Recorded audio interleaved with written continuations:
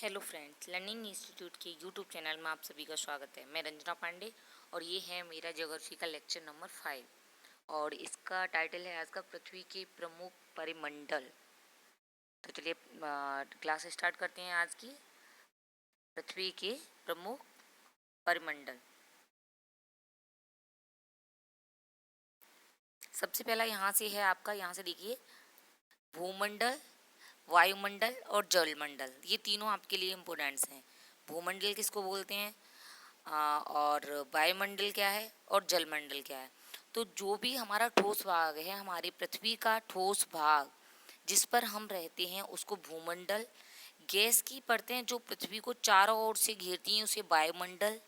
जहाँ कौन सी गैस होती है हमारी, ऑक्सीजन, नाइट्रोजन और कार्बन डाइऑक्साइड। और आपको पता होना चाहिए कि हमारे पूरे जो हमारा वातावरण है, एनवायरनमेंट है, इसमें सबसे ज़्यादा जो गैस पाई जाती है, क्वेश्चन कई बार पूछा गया है, तो वो कौन सी है आपकी, हो जाएगी नाइट्रोजन। तथा उसमें दूसरी गैस पाई जाती हैं, इसको क्या बोलते हैं हम, नाइट्रोजन। इसको हम क्या बोलते हैं, नाइट्रोजन। यानी कि तो जो हम जिस पर हम रह रहे हैं, ठोस भाग है, वो तो आपका क्या हो गया, भूमंडल हो गया।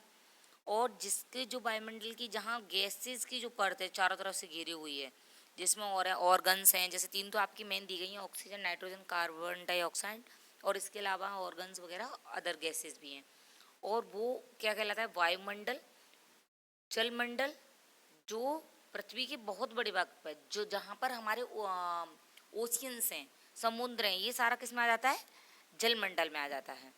इसके अलावा एक है आपका जीव मंडल। जीव मंडल क्या है, एक सीमित क्षेत्र है जहाँ स्थल, जल एवं हवा, यानी कि जब भूमंडल, वायुमंडल और जलमंडल तीनों साथ में मिलते हैं, उस जगह को क्या बोलते हैं, जीव मंडल। और जहाँ पर सभी प्रकार के जीवन पाए जाते हैं। ये क्लियर आपका हो गया होगा। अब सबसे पहले बात करते हैं भूमंडल। किसकी बात करेंगे, भूमंडल। तो पृथ्वी की सतह को दो मुख्य भागों में बांटा जाता है, बड़े स्थलीय भूभागों को महाद्वीपों के नाम से तथा बड़े जलाशयों को महासागरीय बेसिन के नाम से। यानी कि जो हमारी पूरी अर्थ है, इसको हम दो भागों में बांटते हैं, महाद्वीपों में और दूसरा महासागरीय बेसिन, जलाशयों को। जितने भी जलाशय हैं, हमारे समुद्र हैं, ओशियंस हैं, रिवर्स हैं, इस किस में आ जाएगा, महासागरीय बेसिन और महाद्वीपों। महाद्वीपों में जो लैंड, जो ज़मीन होगी, लैंड्स जो होते हैं, उनको हम किस में रखेंगे, महाद्वीपों में। और जो वाटर वाला रहेगा वो किस में आएगा, महासागरीय बेसिन में। आगे देखिए, ये पूछा गया क्वेश्चन है, समुद्र जल का तल सभी जगह समान होता है। यानी कि चाहे कोई भी महासागर हो, कुछ भी होगा, उसका तल जो होगा वो सब कैसा होगा, एक समान होगा। स्थल की ऊंचाई की समुद्र तल से मापा जाता है। यानी कि जो हम अगर स्थल की ऊंचाई अगर मापेंगे, तो हम किससे मापेंगे, हम जमीन से नहीं मापेंगे, जो समुद्र तल है वहाँ के नियरेस्ट में जो समुद्र तल है, उसके तल से मापी जाती है। और उसको हम क्या मानते हैं, शून्य मान के चलते हैं। समुद्र तल की गहराई को कितना मानते हैं, शून्य। जैसे आपका माउंट एवरेस्ट है, ये आपका एक पूरा फिगर दिया गया है। ये देखिए कि कौन सी चीज़ कहाँ पर है। जैसे आपका ये आपके कॉन्टिनेंट्स हैं सारे, उत्तर अमेरिका, दक्षिण अमेरिका, यूरोप, एशिया, अफ्रीका, ये सारे कॉन्टिनेंट्स हैं।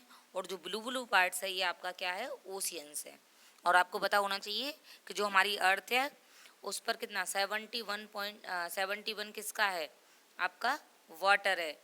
और आपका 29 समथिंग कुछ है पॉइंट्स में, वो कितना माना जाता है, वो किसका है, आपका भूमि का माना जाता है, लैंड्स मानी जाती है। तो इतने 29 में आपके सारे कॉन्टिनेंट्स हैं और 71 में आपके पूरे ओशियंस हैं। विश्व का सबसे ऊंचा माउंट एवरेस्ट समुद्र तल से, जैसे अभी हमने पढ़ा कि हमारे जो किसी भी चीज़ की अगर हम ऊंचाई मापते हैं तो किससे मापते हैं, समुद्र तल से। और समुद्र तल को क्या माना जाता है, सतह को जीरो माना जाता है। तो इसकी सबसे विश्व का ऊंचा कौन सा है, माउंट एवरेस्ट है। और इसकी ऊंचाई कितनी है, 8,848। बहुत से एग्जामों में ये क्वेश्चन पूछा हुआ है। विश्व का सबसे गहरा भाग, डीपेस्ट सबसे पूछा जाता है, सबसे डीपेस्ट जगह कौन सी है, तो आपका मैरियाना गर्त है। और मैरियाना गर्त कहाँ पर है आपका, तो ये आपका प्रशांत महासागर में है। और इसकी गहराई कितनी है, 11,022 मीटर। अब महाद्वीप की बात करते हैं, तो सबसे पहले एशिया आ गया। तो ये क्या है, सबसे बड़ा एशिया कौन सा है, सबसे लार्जेस्ट आपका कॉन्टिनेंट्स है, महाद्वीप है एशिया। जो इम्पोर्टेंट पॉइंट है उनको ही हम पढ़ते चलते हैं। तो इसमें बस यही पूछा जाता है कि सबसे लार्जेस्ट कॉन्टिनेंट्स कौन सा हो गया, तो वो एशिया हो गया। कितने भाग पर फैला है ये, 1/3 भाग पर फैला है। कहाँ, कौन से गोलार्ध में है, तो ये आपका पूर्वी गोलार्ध में एशिया आता है और एशिया में ही आपका इंडिया है। इस महाद्वीप से कौन सी रेखा गुजरती है, तो कर्क रेखा गुजरती है एशिया के पश्चिम में, यानी जो एशिया है और इसके यहाँ पश्चिम में कौन सा है, यूराल जो पर्वत है, जो यूरोप से, यहाँ यूरोप है आपका, तो यूरोप और एशिया को अगर जो अलग करता है वो क्या है, यूराल पर्वत है।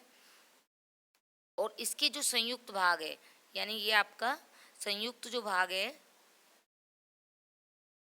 ये आपका कर्क रेखा हो गई, यहाँ पर आपका एशिया हो गया और ये यूराल पर्वत हो गया, यहाँ आपका यूरोप हो गया। और यूराल पर्वत इन दोनों को अलग करता है और इसी के ये संयुक्त जो भाग है इसको हम बोलते हैं यूरेशिया। ये आपका क्लियर हो गया होगा। सेकंड नंबर पे आपका अफ्रीका, सेकंड नंबर पे अफ्रीका आता है और विश्व का दूसरा सबसे बड़ा महाद्वीप है। और ये ऐसा एक महाद्वीप है जहाँ से तीनों ही कर्क, मकर और विषुवत रेखा तीनों ही गुजरती हैं। ये क्वेश्चन कई बार पूछा गया है एग्जाम में, अदर एग्जाम में भी, UP TET, C TET, other TET जो होती हैं उन्होंने पूछा गया है कि कौन सा एक महाद्वीप है जहाँ से तीनों ही रेखाएं गुजरती हैं। तो ये है आपका अफ्रीका है। यह महाद्वीप चारों तरफ से समुद्र एवं महासागरों से घिरा है। दूसरा इंपॉर्टेंट पॉइंट, जो अफ्रीका महाद्वीप है वो चारों तरफ से किससे घिरा हुआ है, समुद्रों से। जैसे एशिया था तो एशिया किससे टच हो रहा था, यूरोप से, लेकिन ये कैसा है, चारों तरफ से महासागरों और उनसे घिरा हुआ है। ये ही इम्पोर्टेंस है इसमें। और विश्व का सबसे, सहारा का रेगिस्तान विश्व का सबसे बड़ा गर्म रेगिस्तान है जो कि अफ्रीका में स्थित है। आगे देखिए, उत्तर अमेरिका विश्व का तीसरा बड़ा सबसे महाद्वीप है। यह दक्षिणी अमेरिका से होकर, यानी कि जो आपका और नॉर्थ अमेरिका है और ये साउथ अमेरिका है। और ये दोनों किससे जुड़े हुए हैं, एक स्थल से जुड़े हुए हैं, संक्रिय स्थल से, जिसे पनामा क्या बोला जाता है, स्थल संधि। जल संधि होती है, यानी जल के द्वारा कोई चीज़ जुड़ी होगी तो जल संधि, और स्थल के द्वारा जुड़ी होंगी तो स्थल संधि बोलते हैं। तो पनामा जल संधि के, स्थल संधि के द्वारा ये चीज़ जुड़ी हुई है, इम्पोर्टेंट है ये। उसका दक्षिणी अमेरिका है, इसका भाग दक्षिणी गोलार्ध में, जैसे आप ये देख सकते हो, ये आपका उत्तर अमेरिका है और ये आपका दक्षिणी अमेरिका, और ये स्थल जल संधि है। और कौन सा नाम क्या है, पनामा। और यहाँ पर दिया भी गया है कि स्थल संधि क्या होती है। स्थल का वह एक संकरा भाग होता है जो दो बड़े स्थलीय भागों को एक दूसरे से जोड़ता है। दक्षिणी अमेरिका, यानी कि जो दक्षिण अमेरिका में है, विश्व की सबसे लंबी, पूछा गया है विश्व की सबसे लंबी पर्वत श्रृंखला कौन सी है, तो वो आपकी एंडीज है। और कहाँ पर है, इसके उत्तर से दक्षिण की ओर फैली है, लेकिन कहाँ पर है, दक्षिणी अमेरिका। किसमें है, दक्षिणी अमेरिका में आपकी एंडीज पर्वत श्रृंखला है।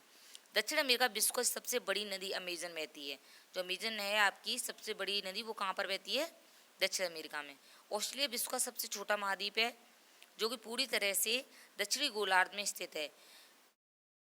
ये चारों तरफ से, इसको क्या बोलते हैं, जो इम्पोर्टेंट है, द्वीपीय महाद्वीप। इसको क्या बोलते हैं, द्वीपीय महाद्वीप, जो इम्पोर्टेंस है। ऑस्ट्रेलिया को सबसे छोटा है। अंटार्कटिका एक बहुत बड़ा है, यानी ऑस्ट्रेलिया से बड़ा क्या है, आपका अंटार्कटिका है, लेकिन इस पर क्या है, अभी जीवन नहीं है उतना, जो कि दक्षिणी गोलार्ध में स्थित है। दक्षिण ध्रुव इस महाद्वीप के मध्य में स्थित है। चूंकि यह दक्षिण ध्रुव में स्थित है, इसलिए यह हमेशा मोटी बर्फ की परतों से ढका रहता है। यहाँ किसी भी प्रकार का स्थायी मानव निवास नहीं है, यानी ऐसा नहीं है जैसे अदर कॉन्टिनेंट्स में, वैसा यहाँ पर नहीं है। यहाँ पर कुछ से ये पूछा गया क्वेश्चन है सीटेट में आपका कि मैत्री तथा दक्षिण गंगोत्री, यानी कि भारत के जो शोध संस्थान, कौन से शोध संस्थान आपके अंटार्कटिका महाद्वीप पर स्थित हैं, उनका नाम बताइए। या मैत्री और दक्षिण गंगोत्री कहाँ पर स्थित हैं, ये क्वेश्चन आपका पूछा हुआ है। तो ये कहाँ पर है, आपके अंटार्कटिका पर है, और इनका नाम क्या है, मैत्री तथा दक्षिण गंगोत्री। अब बात करते हैं जलमंडल की। जैसे मैंने अभी आपको बताया था कि पृथ्वी का 71% भाग पर क्या है, जल है, और 29% पर क्या है, स्थल है आपका। और इसी जल में क्या क्या चीज़ें आ जाती हैं, महासागर, नदियाँ, झीलें, सारी चीज़ें आती हैं 71% में। जैसे आपका ये दिखाया गया है, महासागर वगैरह 97 पर हैं, और ये आपका किससे इतना सा ये पार्ट्स है, अनलवर्ड, यानी अगर हम पीने वाले जल की बात करें, इसीलिए बोलते हैं कि अपना सेफ वाटर, यानी कि जो हमारा वाटर पीने के योग्य है वो कितना है, सिर्फ 2.5 है, यानी 3% के समथिंग मानते हैं बाकी 97.5 कैसा जल है हमारा, लवड़ी जल है, खारा जल है, जो पीने के योग्य नहीं है। यानी जितने भी महासागरों में जल होता है वो कैसा होता है, लवड़ी जल होता है।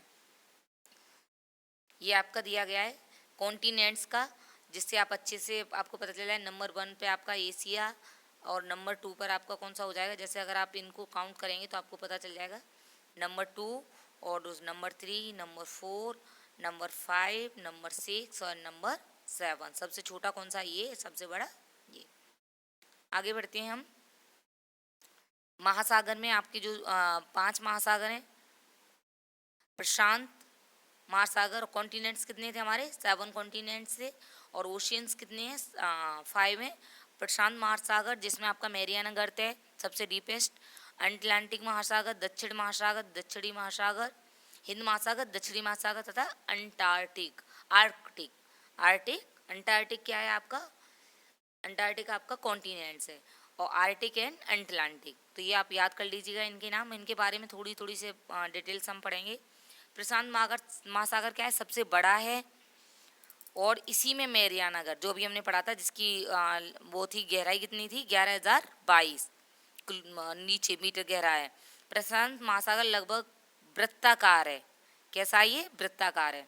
एशिया, ऑस्ट्रेलिया, उत्तर एवं दक्षिणी अमेरिका इसके चारों ओर स्थित हैं।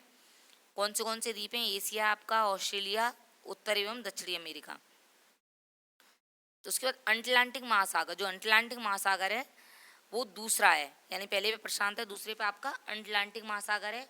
और ये अंग्रेजी के एस अक्षर के आकार का है। पूछा गया क्वेश्चन है कि एस आकार का आपका ओशियन कौन सा है, महासागर कौन सा है, तो वो कौन सा है आपका अटलांटिक है। इसके पश्चिमी किनारे पर उत्तर एवं दक्षिण अमेरिका है तथा पूर्वी किनारे पर यूरोप एवं अफ्रीका है।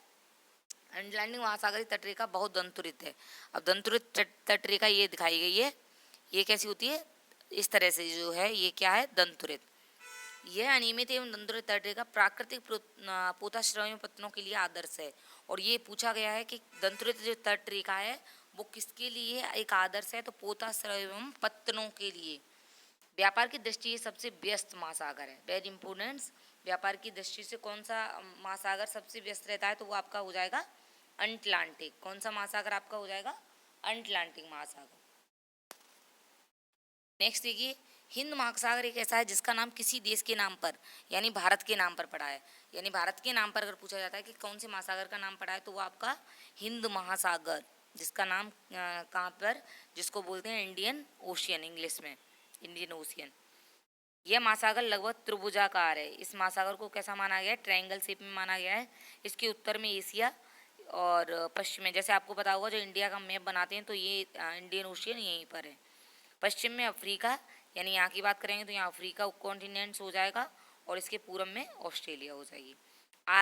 आर्कटिक महासागर, हाँ उससे पहले एक ये देखिए, दक्षिण महासागर, दक्षिणी महासागर अंटार्कटिका, जो हमने देखा ना, अंटार्कटिका जो लास्ट में यहाँ पर था, महाद्वीप के चारों ओर से घेरता है। इसी को घेरने वाला वो कौन सा है, साधारण आपका ओशियन है, यानी कि दक्षिणी महासागर है। यह अंटार्कटिक महाद्वीप से उत्तर की ओर 60 डिग्री दक्षिणी स्थान तक फैला हुआ है।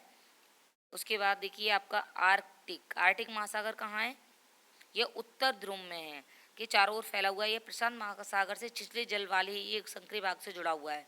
यानी ये प्रशांत महासागर से अगर जुड़ा हुआ है तो किससे, एक संकरी भाग से, जिसे बेरिंग जल संधि, यानी कि क्वेश्चन आपका यहाँ से बन जाएगा कि बेरिंग जल संधि किसको जोड़ती है, बेरिंग जल संधि किसको जोड़ती है, तो आपका हो जाएगा किसके से जोड़ती है, आर्कटिक महासागर को किससे जोड़ती है, प्रशांत महासागर से। कौन सी जल संधि, बेरिंग जल संधि। उसके बाद देखिए वायुमंडल, ये वायुमंडल की आपकी परतें दिखाई गई हैं।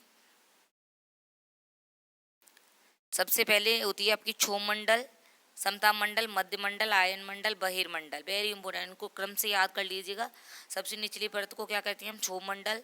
उसके बाद समताप मंडल, और आपके उसके बाद मध्य मंडल, आयन मंडल और बहिर्मंडल। इसमें से कुछ क्वेश्चंस पूछे जाते हैं, जैसे मौसम संबंधी घटनाएं कहाँ होती हैं, इस तरह के क्वेश्चंस आपके पूछे जाते हैं। आपका तो कौन सी परत कहाँ तक है, तो ये 16 वायुमंडल जो माना जाता है वो कितना माना जाता है, तो आपका 1600 किलोमीटर तक आपका वायुमंडल माना जाता है। और जो आपका एरोप्लेन के लिए सबसे आदर्श परत कौन सी है, तो आपकी ये आपको दिख रहा होगा, क्षोभ मंडल मानी जाती है। समताप मंडल में जो आपके उल्का पिंड्स वगैरह होते हैं वो कहाँ पर नष्ट हो जाते हैं? समताप मंडल में ही। वायुमंडल, जैसे मैंने अभी बताया, वायुमंडल 1600 किलोमीटर की ऊंचाई तक फैला है। वायुमंडल को उसके घटकों, तापमानों तथा अन्य के आधार पर 5 परतों में बांटा गया है। 5 परत कौन सी हैं आपकी? क्षोभ मंडल, समताप मंडल। यानी टोटल वायुमंडल का अगर पूछा जाता है तो वो आपका कितना हो जाएगा? 1600 किलोमीटर वायुमंडल की ऊंचाई। और इसके घट 5 आधार पर बांटा गया है। वो कौन से? क्षोभ मंडल, समताप मंडल, मध्य मंडल, आयन, बहिर्मंडल। ये आपका हो गया। आगे देखिए, वायुमंडल मुख्यतः ऑक्सीजन और नाइट्रोजन का बना है। साफ तथा शुष्क हवा का 99% भाग है। आयतन के अनुसार नाइट्रोजन, जैसे मैंने आपको बताया, वायुमंडल में सबसे ज़्यादा गैस कौन सी है? आपकी नाइट्रोजन है, 78%। ऑक्सीजन आपकी अगर 78 हमारी नाइट्रोजन हो गई, ऑक्सीजन 21 हो गई। अगर हम दिन को दोनों को वो करेंगे तो कितना हो जाएगा? 99। अब आप सोच लीजिए 1% में आपकी अदर गैसेस आ जाती हैं। कार्बन डाइऑक्साइड है, ऑर्गन है, ये सारी कितने में आती हैं? 1% में। जैसे कार्बन डाइऑक्साइड, ऑर्गन इत्यादि की मात्रा 1% है। ऑक्सीजन सांस लेने के लिए आवश्यक है, जबकि नाइट्रोजन प्राणियों की वृद्धि के लिए, ये वेरी इंपॉर्टेंट है कि नाइट्रोजन जो गैस हमारे वातावरण में, वायुमंडल में सर्वाधिक पाई जाती है, उसका उपयोग क्या है? तो किसके लिए जरूरी है वो? प्राणियों की वृद्धि के लिए। कार्बन डाइऑक्साइड, ऑक्सीजन को हम क्या करते हैं? सांस लेने के लिए। नाइट्रोजन का प्राणियों की वृद्धि के लिए। कार्बन डाइऑक्साइड यदि बहुत कम मात्रा में, यानी 1% से भी कम में, क्योंकि 1% में सारी गैसेज आ रही हैं, लेकिन यह पृथ्वी द्वारा छोड़ी गई ऊष्मा को अवशोषित करती है, जिससे पृथ्वी गर्म रहती है, पौधों की वृद्धि के लिए आवश्यक है। ऊंचाई के साथ वायुमंडल के घनत्व में भिन्नता आती है। यह घनत्व समुद्री तल से सबसे अधिक होता है। पूछा जाता है कि सबसे ज़्यादा घनत्व कहाँ होता है? तो समुद्र तल में, तथा जैसे जैसे हम ऊपर जाते हैं तेजी के साथ घटता है। तो घनत्व ऊपर जाने पर घटता है, बढ़ता है, समान रहता है, इस तरह का क्वेश्चन पूछा जाता है। तो समुद्र पर सबसे ज़्यादा घनत्व होता है, और जैसे जैसे हम ऊपर जाते हैं तो क्या होता रहता है? घनत्व बढ़ जाता है। ऊंचाई पर सांस लेने में हमें उनके साथ ऑक्सीजन सिलेंडर लेके जाना पड़ता है। क्यों जाना पड़ता है? क्योंकि ऊपर जाकर वायु का दाब जो होता है वो कम हो जाता है। ये आपका दिया गया जल मंडल, स्थल मंडल, वायुमंडल। ये जो हमने तीनों चीज़ें भी, ये जल मंडल हो गया और ये स्थल मंडल हो गया, जहाँ पर स्थल की जो आकृति दिखाई गई है, और ये आपका वायुमंडल हो गया। उसके बाद है आपका जीव मंडल। यहाँ से और देख लीजिए, ऊपर की ओर जाते हैं तापमान भी घटता है। वायुमंडल पृथ्वी पर दबाव डालता है, एक स्थान से दूसरे स्थान पर अलग अलग होता है। कुछ क्षेत्रों में हमें अधिक दाब महसूस होता है, जबकि कुछ क्षेत्रों में उच्च, ये यहाँ से ये लाइन इंपोर्टेंट है। वायु उच्च दाब से निम्न दाब की ओर बहती है, गतिशील। मतलब निम्नलिखित में कौन सा कथन सत्य है? यानी कि वायु उच्च दाब से निम्न दाब की ओर बहती है। निम्न दाब से, तो हमेशा याद रखना कि उच्च से, जहाँ उच्च दाब होगा उससे निम्न दाब की तरफ वायु का क्या होगा? बहाव होगा। वायु हमेशा उच्च दाब से, जहाँ हाई प्रेशर होगा, उससे निम्न प्रेशर की तरफ बहती है। गतिशील वायु को क्या बोलते हैं? पवन बोलते हैं। अब है लास्ट आपका जीव मंडल। तो जीव मंडल क्या है? जैसे हमने बताया, स्थल, जल तथा हवा के बीच का एक सीमित भाग है। यह वो भाग है जहाँ जीवन मौजूद है। यहाँ जीवों की बहुत सी प्रजातियां पाई जाती हैं, जो सूक्ष्म जीवों तथा बैक्टीरिया से लेकर स्तनधारियों में, यानी कि वह स्थान जहाँ पर तीनों चीज़ें पाई जा रही हैं, स्थल, जल एवं हवा। स्थल, जल एवं हवा या वायुमंडल। जीव मंडल के प्राणियों को मुख्य दो भागों, जंतु जगत एवं पादप जगत। जंतु जगत में आपका क्या आ जाएगा? मनुष्य एवं आपके एनिमल्स वगैरह जंतु जगत में आ जाएंगे, और पादप जगत में आपकी वनस्पति वगैरह आ जाएंगी। उदाहरण के लिए लकड़ी तथा खेती के लिए वनों को काटा जाए तो ढलुआ भाग पर मिट्टी का कटाव होने लगता है। ये आगे बताया गया है।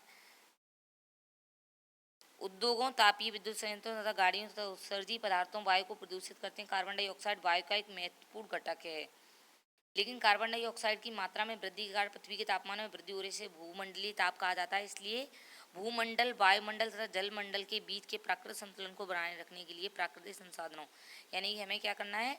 इनको नुकसान नहीं पहुंचाना है, झीलों को, नदियों को दूषित नहीं करना है, वनों को नहीं काटना है, जिससे जो प्राकृतिक आपदाएं हैं उनसे बचा जा सके। तो ये आज की मेरी क्लास जो है वो यहीं पर हम फिनिश करते हैं। कुछ आपके जैसे ये दिए हैं, कौन सी पर्वत श्रृंखला यूरोप को अलग करती है? तो यूराल। उत्तर अमेरिका दक्षिण अमेरिका से कैसे जुड़ा हुआ है? हमने अभी पढ़ा था। पनामा स्थल संधि। वायुमंडल गैस का सर्वाधिक प्रतिशत नाइट्रोजन। पृथ्वी का कौन सा भाग ठोस चट्टानों का बना हुआ है? तो कौन सा हो जाएगा आपका? जल, वायु या तो थल मंडल। सबसे बड़ा महाद्वीप आपका एशिया हो जाएगा। तो ये आप आज की क्लास हम यहीं पे वो करते हैं, फिनिश होती है। आपको मेरी क्लास कैसी लगी, अपने दोस्तों के साथ ज़्यादा से ज़्यादा लाइक करिए, शेयर करिए और मेरे चैनल को सब्सक्राइब करिए। Thank you.